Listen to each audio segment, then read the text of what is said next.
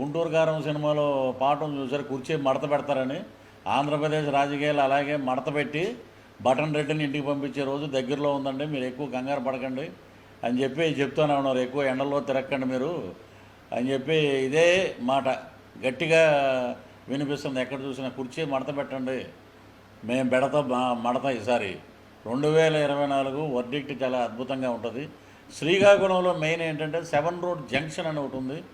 భిక్ష పెట్టిన నందమూరి తారక రామారావు గారి దగ్గర భిక్ష పెట్టిన రాజకీయ భవిష్యత్తు ఇచ్చినటువంటి చాలామంది అన్ని రకాల పార్టీలు మారి ఈ రోజున వైఎస్ఆర్సీపీ వైపు కొంతమంది ఉండి వాళ్ళు మాట్లాడే మాటలకి సరిగ్గా సమాధానం మా కోనరవి చెప్తాడు, స్పీకర్ తమ్మినేని సీతారాం గారికి. కోనరవి అద్భుతమైన మెజార్టీతో గెలుస్తాడు. అక్కడ వీళ్ళకి అయిపోయిందండి, టైం దగ్గర పడిపోయింది. ఇప్పుడు ఎప్పుడైతే 175 అని విర్రవీగుతున్నారో, అటు 5 తీసే మధ్యలో 7 తీసేసాం అనుకోని 15 ఉంటుంది. పోనీ ఇటు 5 తీసేస్తే 17. అంతకుమించి వీళ్ళకి ఎక్కువేమి రావు.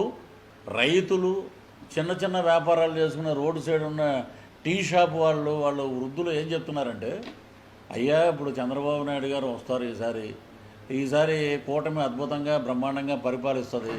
పవన్ కళ్యాణ్ గారు పేదవాడి పక్కన పవన్ కళ్యాణ్ గారు ఒక ఆశా కిరణంలాగా ఉన్నారు మా అందరికీ. కాబట్టి తీర్పు అద్భుతంగా ఉంటుంది. దగ్గరుండి పనిచేయిస్తాడు పవన్ కళ్యాణ్ గారు మంత్రులందరినీ. సో మాకు అద్భుతం, ఇంతకన్నా ఇలాంటి టైం మళ్ళీ రాదు మాకు. కద్దరు బట్టలు వేసుకున్నా కూడా ఆ కద్దరు రాజకీయం ఒంటికి అంటించుకున్నటువంటి వ్యక్తి మా పవర్ స్టార్ పవన్ కళ్యాణ్ గారు. అలాగే ఇక్కడ విజన్ ఉన్న వ్యక్తి చంద్రబాబు నాయుడు గారు వస్తే రేపు 3 ఏళ్ళు కష్టపడాలండి అన్నారు. ఏంటని అడిగా నేను. వీడు చేసిన అప్పులండి అలా ఉన్నాయండి. ఇవన్నీ 3 ఏళ్ళు అందరం కష్టపడితే రాష్ట్రం సుభిక్షంగా ఉంటుంది, సంక్షేమంగా ఉంటుంది, అద్భుతంగా ఉంటుంది అని చెప్పడం జరిగింది. ఇక నగిరి వచ్చేటప్పటికి నగిరిలో నేను ఇంటర్మీడియట్ వరకు శ్రీకాళహస్తిలో చదివాను. స్వీట్లు పంచి టపాకాయలు కాల్చి ఆవిడ మటుకు ఘోరంగా వెళ్ళిపోయే ఫస్ట్ క్యాండిడేట్ ఆమె. తీర్పు అద్భుతంగా ఉంటుంది.